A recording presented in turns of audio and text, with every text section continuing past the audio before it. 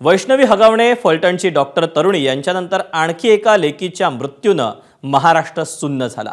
पर्यावरण मंत्री पंकजा मुंडे यांचे स्वीय सहाय्यक अनंत गर्देची पत्नी डॉक्टर गौरी पालवेने काल मुंबईत गळफास घेऊन आत्महत्या केली। आज तिच्यावर अहिल्यानगरमधल्या मोहोज देवढे या मूळ गावी अंत्यसंस्कार करण्यात आले, पण गौरी यांच्यावर आत्महत्येची वेळ का आली यावरून आता वाद पेटलाय। अनंत गर्देचे कथित विवाहबाह्य संबंध आणि कौटुंबिक त्रासाला कंटाळून गौरीने टोकाचं पाऊल उचलल्याचा आरोप होतोय। गौरीच्या नातेवाईकांनी आत्महत्या नाही तिची हत्या झाल्याचा आरोप करत गर्जे यांच्या घरासमोरच अंत्यसंस्काराची मागणी केली, त्यावरून मोठा तणाव निर्माण झाला। अखेर पोलिसांच्या हस्तक्षेपानंतर गौरीवर अंत्यसंस्कार पार पडले। यावेळी शोक अनावर झालेल्या गौरीच्या वडिलांनी गरीबाला मुलगी द्या पण श्रीमंताला मुलगी देऊ नका असा टाहो फोडत आपल्या भावनांना वाट मोकळी करून दिली।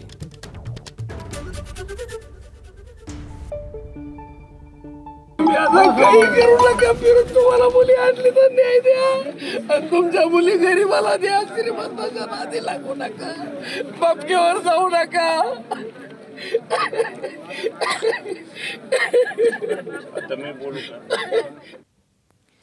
डॉक्टर गौरीच्या आत्महत्येवरून पालवे कुटुंबाने घातपाताचा संशय व्यक्त केला। या प्रकरणी वरळी पोलिसांनी अनंत गर्जेसह नणंद शीतल गर्जे आंधळे, दीर अजय गर्जे विरोधात गुन्हा दाखल केला।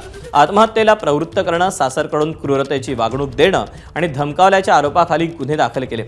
रविवारी रात्री 1 वाजता अनंत गर्जेनं वरळी पोलिसांसमोर आत्मसमर्पण केल्यानंतर पोलिसांनी त्याला अटक केली। अनंतला 27 तारखेपर्यंत पोलीस कोठडी सुनावण्यात आली आहे।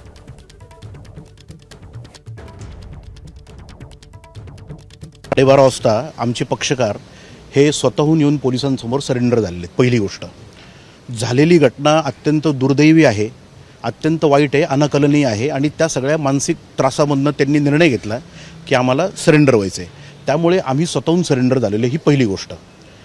आज पहाटे त्यांनी अरेस्ट करण्याची सगळ्या फॉर्मॅलिटी पूर्ण केल्या आणि आज पहिली आमची पीसी घेतली। आता माननीय सरकारने 10 दिवसाची पोलीस कस्टडी मागितलेली होती, पण कोर्टाने त्यांना गुरुवारपर्यंत म्हणजे 3 दिवसाची पोलीस कस्टडी ही आत्ता सध्या तरी त्यांना दिलेली आहे।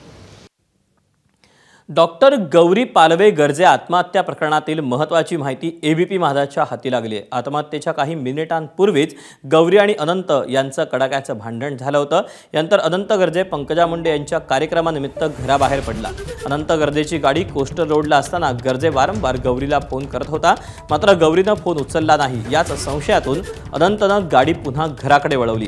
घराबाहेरून आवाज देऊनही गौरी दार उघडत नव्हती। आतून कुठलीही प्रतिक्रिया मिळत नसल्यानं अनंतनं खिडकीतून घरात डोकावलं। यावेळी गौरीनं गळफास घेतल्याचं दिसून आलं। अनंत गर्जेच्या चौकशीतून ही माहिती समोर आलेली आहे।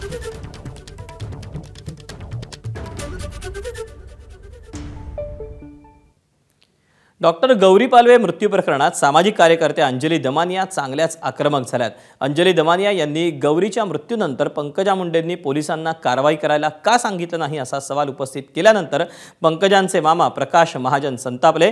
दमानियांना पंकजारूपी कावीळ झाल्याचं म्हणत महाजनांनी त्यांना खडसावलं। पाहूया। तो पंकजा मुंडेचा पीए आहे म्हणून जर हे दाबलं गेलं तर तसं होऊ देणार नाही। मला तर पंकजा मुंडेंकडनं ही अपेक्षा होती की त्यांचं कालचं जे स्टेटमेंट होतं ते मी ऐकलं, त्याच्यात सरळ लिहिलंय की 6:30 ते 6:45 मध्ये मला ही माहिती मिळाली। मग पंकजाताई, तुम्ही त्या कुटुंबाला, जे पालवे कुटुंब होतं, तुमच्याच आडनावाचं कुटुंब होतं, त्या आडनावाच्या कुटुंबाला तुम्ही का मदत केली नाही? पंकजाच्या नावाने तुम्हाला कावीळ झाला आहे, पंकजाच्या द्वेषाने तुम्ही पछाडलेले आहात। कुणीतरी प्रायोजित करतं पंकजाच्या विरुद्ध, हे मात्र निश्चित। म्हणजे उद्या पंकजाची थोडी जरी बातमी आली, दुर्दैवानं तुमच्यावर तशी वेळ येऊ नये, पण तुम्ही व्हेंटिलेटरवर जरी असलात तरी तोंडाचा ऑक्सिजन मास्क काढून पंकजाच्या विरुद्ध प्रतिक्रिया द्या। एबीपी माझा, उघडा डोळे बघा नीट।